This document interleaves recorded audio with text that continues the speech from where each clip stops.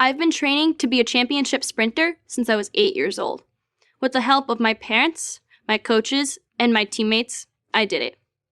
By sophomore year of high school, in 2018, I was one of the top 5 female high school sprinters in Connecticut. But then, one day, I wasn't. At the state championships that year, 2 people passed me, passed all of us girls, literally. They finished first and second in our races, dominating the field. Were they more motivated? Did they train harder? I don't think so. But they did have an edge, a big one we couldn't match. They were biological boys who said they were transgender girls. Do you think that's fair? Males competing against females? Before you make up your mind, let me tell you a bit about what it took for me to become a top female sprinter. It meant training with my team every day after school for at least 2 hours, working to shave fractions of a second off of my time in the 100 and 200 meter dash. It meant not hanging out after school or going out with friends on the weekends.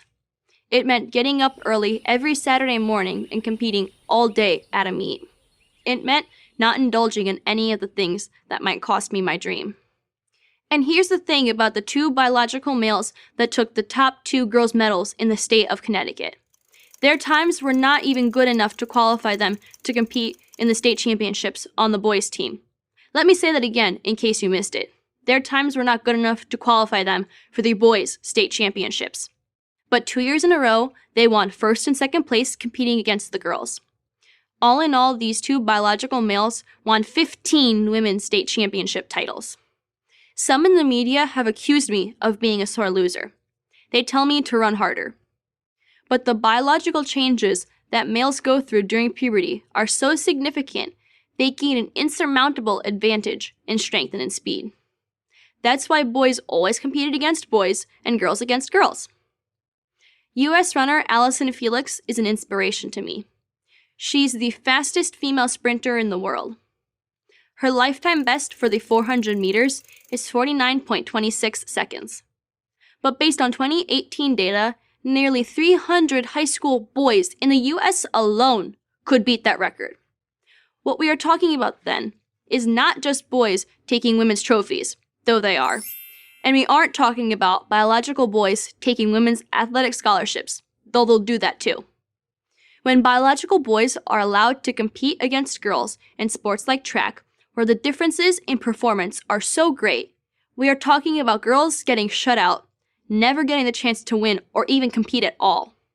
When 2 biological boys took the first and second place spots against me in the 2019 Indoor State Championship, I lost the opportunity to participate at the New England Championships.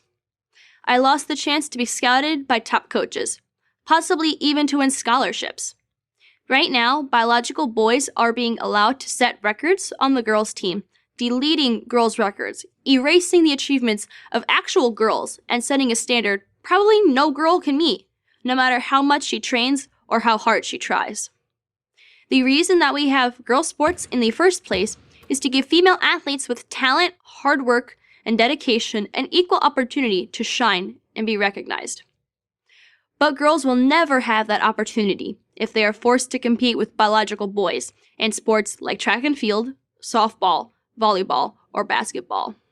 Women fought too hard for too long so girls like me can have the opportunity to compete on a level playing field. Maybe worst of all, when girls try to object, when we point out the truth, that biological differences in strength and speed between boys and girls are massive and real, we're called bigots. Administrators, teachers, coaches, and other students tell us to just keep quiet and take it. We are told a girl's place is to be seen and not heard. Well, we won't be silenced. We are fighting back. With 2 other top female runners in Connecticut, I have filed a federal lawsuit under Title IX to protect the rights of women and girls to a fair competition on a level playing field. Please don't turn your backs on us, America. This isn't about gender identity. It's about fair play. I'm Selena Soul for Prager University. This video was sponsored by Alliance Defending Freedom. Thank you for watching this video. To keep PragerU videos free, please consider making a tax-deductible donation.